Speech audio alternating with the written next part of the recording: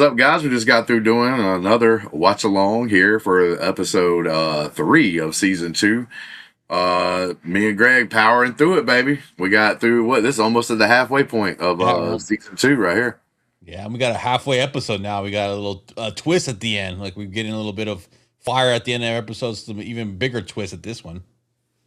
Right, yeah. I mean, like, and that's how these shows work. Like each episode, you're gonna get Mm. like a little more information, then you're gonna get like another piece of the puzzle situation, and then it's all hell's gonna break loose. You'll have your setup, you'll have your payoffs. It's all about how good the setups and the payoffs are, when it Mm. comes down to it, especially with shows like this.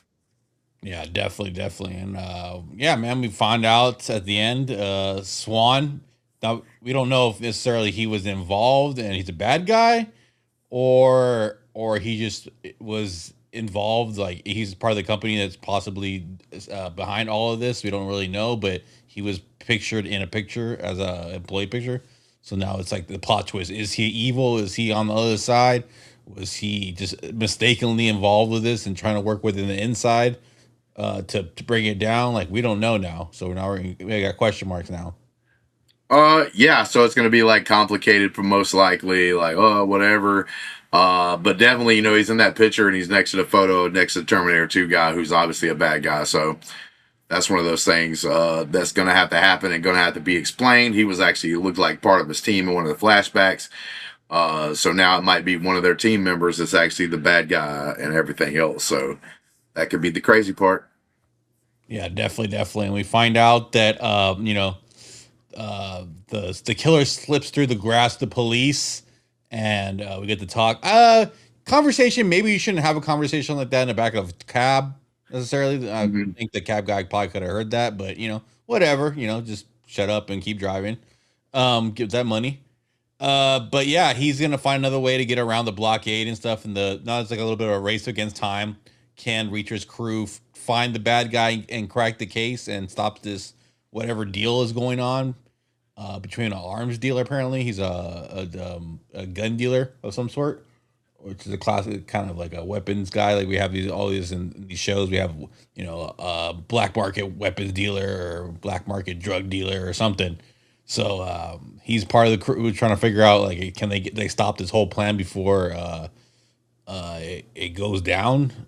So we got a little bit of race against time situation.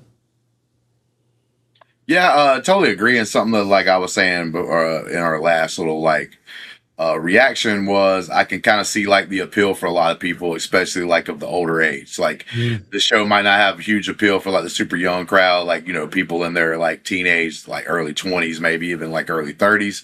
But like this is one of those things that kind of appeals because like I said, they're kind of leaning in more into like the one-liners and like some of the jokes. Sometimes they'll do a joke that may or may not make too much of sense, but at the time, but it's still kind of funny, and that kind of situation. And you might feel nostalgia from like Arnold movies and Mhm. Sylvester Stallone movies and stuff where they used to do that all the time back in the day, Gall. and everybody thought that was like even Seagal, like everybody thought that was the most of John Claude Van Damme, Mhm. but everybody thought that was like the greatest thing in the world back then, and it's kind of cool to like see some of that now used in today's like kind of a show or whatever. Uh, but yeah, and they're kind of like feeding into it, which I'm okay with because they kind of know what it is. Mhm. It's not, to me, it's not like crappy writing where like you're accidentally doing these things or whatever that are kind of like cheesy or over the top at points. It's something that you're actually doing on purpose, it seems like. So like I actually like it better when it's done that way and not when you're doing it by accident. Like I don't think anybody wrote like a couple of lines that were put in here like that. One of the last lines that they were said in the show. Reverse like refers Yeah, to dancing. yeah, exactly. Like stuff like that. I don't think they were trying to be like super smart or intelligent and it was like, Mhm. oh yeah, this is like the coolest. They literally was doing that because it's like funny. You know what I'm saying? So like adding some of the humor in there, then you got some of the violence and stuff and having more gore and stuff than you would in a show like this if it was on network television. So yeah, like I get the appeal. I get why a lot of people did like these first couple of seasons of Reacher. And Mhm. I do think overall, said it on our last little review for the last episode. I think the story on this one I think's a little bit better than actually the first one. I think the first one had a good story and it was like we said multiple, or at least I did multiple times. Like it's a very simple story to tell, which is cool.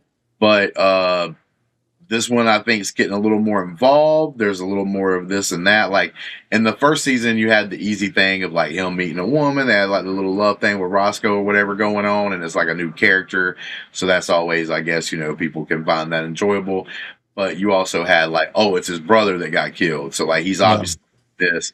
And I thought like Finley did a really good job in those things. But like I said, it is kind of like weird how they kind of like cut off most of the characters. Like, oh, we're not going to deal with Roscoe Arfia. They're not going to be involved in the show anymore. Well, as far as what I know, maybe they have to call him in, for the last hurrah, like in this Hmm. season. It's like, oh, we got to get the band back together to Hmm. help out with this uh, thing. But I don't feel like it's going to happen because of the fact that like he's like he's got his like old school like military people like when he was training them and stuff. So it's like, why would you need Finley or Roscoe even involved in helping this unless you just need manpower? So yeah. Yeah. Or do they? Ooh. Hmm. Ooh. Ooh. Only time will tell. Uh with that being said, man, what else do you got for the episode or what's your grade?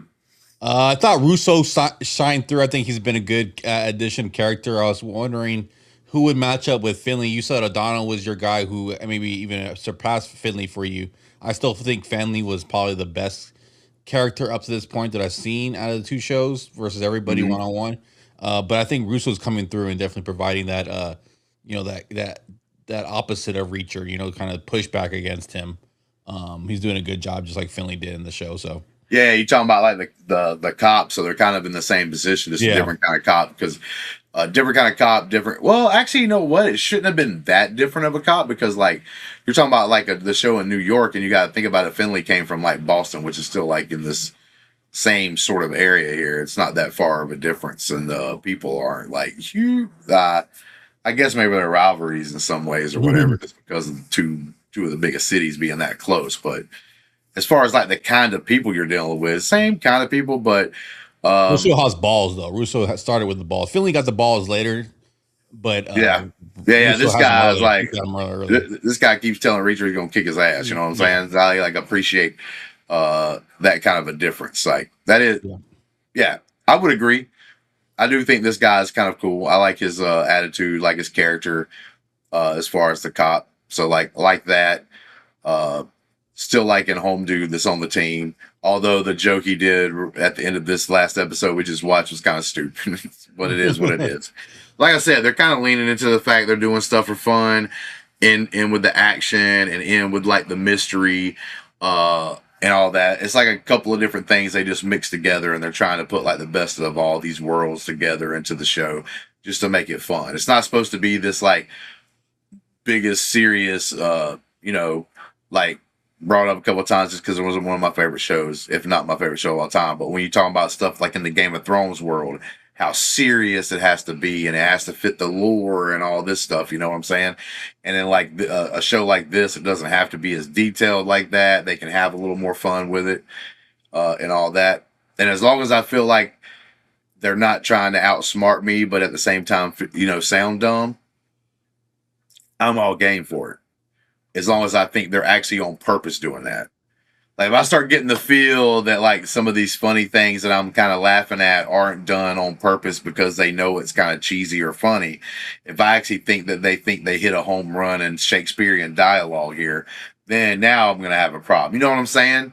Like if these people actually thought they were writing, like in some cases, some of these jokes and stuff they do, if they actually thought, oh, these are home runs, you know what I'm saying? Like these are the best things we could have put ever in a show, that kind of a feel, then I would probably start like turning on the show a little bit. But I don't get the feel like I don't get the feel of that. I get the feel like they're just like I said, it's just an action. It's an action mystery with a little bit of fun involved into it, and they're kind of feeding into it. Like I yeah, said, homegirl eating the cereal. She's wearing a cereal shirt. She's eating cereal all the time. That kind of thing. yeah. They do little callbacks here and there, and they have little teasers and stuff like that, tie-ins. So Yeah, because you asked me about the one-liners. Like, was it? The During the episode, Barishkanakov, the yeah. calling him what do they call him Mo because Mm. he's bald and and then calling him stupid. Uh, there's a couple other I ones. mean, I don't have a problem with none of that stuff just because No. I think so. You know, people will say those kind of things. Yeah, I just wonder if they're going to the well too much. I don't know. I don't feel like that way yet. But Okay. as we go a lot further along, we'll find out if that's like getting in the way. I don't mind, especially at the beginning of the season. But when we get to like the more serious things, there's like very super serious stuff going on in the story, and you're like doing those kind of things, it might get in the way. It's sort of like Mhm. what Marvel does sometimes, you know, like it's supposed to be a really serious moment. Somebody like loses someone or something bad happens, and then like they have to throw like a Marvel humor joke in there to kind of like break it up. And it's like, come on, man, let this scene breathe a little bit, right? Like, uh, there's something bad that's happened here, or some and everything. We're trying to like deal with this and all this, but you gotta think you gotta throw a funny part in there. Nah, bro, let there be a serious moment. Yeah, So I just don't want that kind of stuff to get into like the super serious stuff as you go on through the story. and we'll see if that happens. We shall see. Thank everybody for joining us tonight. Please like, subscribe, do all that good stuff. Join our Discord for free. It's going to be down in the description below. You can hang out with me and Greg sometimes and talk about all these kind of things that we talk about on here and all that. But because my wife thinks this is like the greatest thing to say in the whole entire world, with that being said, Greg, Knock his dick in the dirt. damn, son. Damn. That's right. Knock dicks in the dirt. It's the only thing you can do.